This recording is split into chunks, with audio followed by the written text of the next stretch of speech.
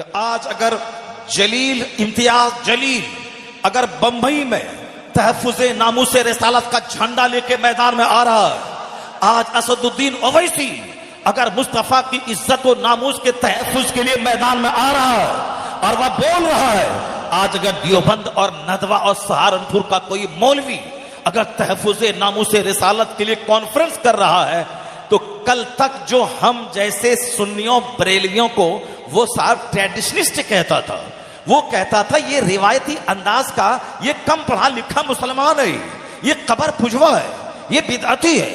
हम रजा के पैगाम में इश्क रिसालत को आम करते थे, ये हमें दकियानूसी कहता था। लेकिन आज रजा का वही पैगाम में इश्क रिसालत आज वो अपने गले में उसकी छाप लेकर वो मैदान में सियासत करने के लिए आ गया है।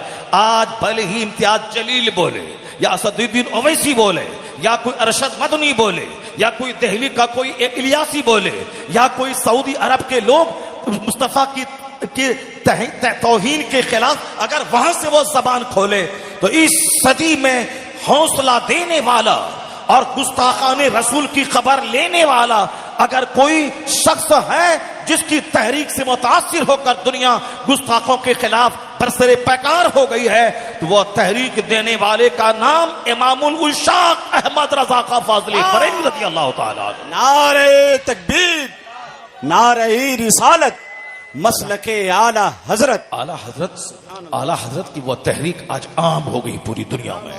अपने बेगाने सब अपना रहे, चाहे वो खुशी से माने या नाखुशी से माने, मगर मानना है। अभी कुछ दिन पहले बाराबंकी में चंद देवबंदी मौलियों ने मीटिंग की।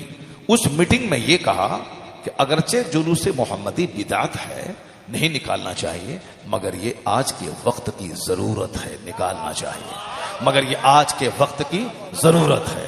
ये अखबार में निकला, मैंने उसको बहुत जगहों पे मैंने बयान किया।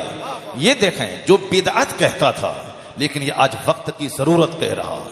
और एक बड़े जुलूस की क़यादत देवबंदी मौलवी कानपुर में कर रहा है। बंबई के बड़े जुलूस की क़यादत एक देवबंदी मौलवी आज 50 साल से बंबई में कर रहा है, जिसके नजदीक ये हराम है, जिसके नजदीक ये बिदअत है, मगर फिक्रे रजा का जादू सबके सर चढ़ के बोल रहा है। अपने और बेगाने सारे लोग आज मान चुके हैं। आज हाथों में झंडा है, मकान के ऊपर झंडा है, मस्जिदों के ऊपर झंडा है, ट्रेन के ऊपर झंडा है, आज प्लेन से गुलाब के फूलों की बारिश है। और आज पूरी दुनिया में हर तरफ ईद मिलादुन नबी के नगमे जारी हैं। कभी आपने गौर किया कि ये इसीलिए जारी है कि आज से 25 साल पहले आपके गांव में 12 वफात बोला जाता था। हमने 40 साल पहले मदरसे में देखा कि गांव के सारे लोग 12 वफात कह रहे हैं।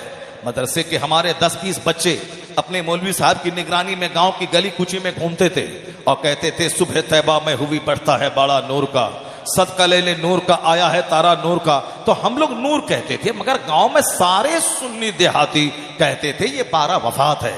अब फातिहा दिलाते थे, बांटते थे, महफिल मिलाद करते थे, क़याम करते थे और क्या कहते थे, 12 वफात, यानी आज की तारीख में सरकार दो जान इस्लाम की वफात हुई है। ये कल्चर देवबंदियों ने फैलाया ताकि ईद मिलादुन नबी की बात को लोग भूल जाएं और हुजूर की वफात की बात सबकी जबान पे चढ़ जाए। 12 वफात इन लोगों ने सबकी जबान पे जारी किया और सारे लोगों ने कबूल कर लिया। जैसे हम सुन्नियों ने 40वां हुसैन का कबूल कर लिया, तीजा कबूल कर लिया, 10वां कबूल कर लिया, भसा करके आए और साथ इमाम बाड़े पे रख दिया और तीसरे दिन फातिहा करते हैं। बगैर सोचे समझे इन राफिजियों की इन बातों को हमने कबूल कर लिया। लेकिन जैसे जैसे अब लोग ध्यान दे रहे हैं, वैसे वैसे सारी ये फर्जी रिवायात का खात्मा हो रहा है। मेरे गांव में 10 से 12 फर्जी इमाम बाड़े बनते थे, आज अल्हम्दुलिल्लाह सारे इमाम बाड़े खत्म हो गए। हमारे गांव में हमारी बूढ़ी दादी हम सबों को बचपन में लेके इमाम बाड़ा के पास लेके जाती थी और कहती थी, इमाम हुसैन हमारे पोता को सेहत दे दीजिए, इमाम हुसैन हमारे बेटा को ये दे दीजिए। ये हम लोगों ने देखा बचपन, यानी इमाम बाड़ा को इमाम हुसैन की कब्र लोग समझते थे। कितनी बड़ी बिदअत थी। आज अल्हम्दुलिल्लाह पूरे हिंदुस्तान में उलमा अहले सुन्नत ने बगैर किसी परवाह, किसी लानत और मलामत की परवाह किए बगैर इन्होंने मसलके अहले सुन्नत को जाहिर किया और आज तमाम खुराफात का खात्मा हो गया।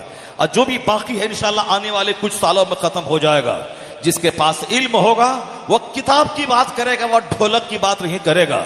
आज अगर किसी पीर का बेटा वो अपनी जहालत पर पर्दा डालने के लिए और अपने जाहिल मुरीदों को से पैसा वसूलने के लिए अगर वो ढोलक का सहारा ले रहा है, अगर वो ताजिया का सहारा ले रहा है, तो ये उसके इल्म पे मातम किया जाए कि जिसका बाप एक बड़ा आलिम हिंदुस्तान का गुजरा हो, मसलक आला हजरत का जबरदस्त मुनासिर और मुबल्लिग गुजरा हो, उसका बेटा पोता ढोलक लेके कैसे बैठ गया, उसका बेटा ढोल बाजा कैसे लेके बैठ गया। वहां से तो इल्म निकलता था, वहां से किताबें लिखी जाती थी, मगर जाहिर सी बात है इल्म रहेगा तब न इल्म निकलेगा। यहां तो साफ जहालत है, मगर 2 टका कमाने के लिए सोचा कि अब तो हम ला इल्मी का पर्दाफाश हो जाएगा, इसलिए मदारी की गोद में जाके बैठ गया और ढोल बजाना शुरू किया।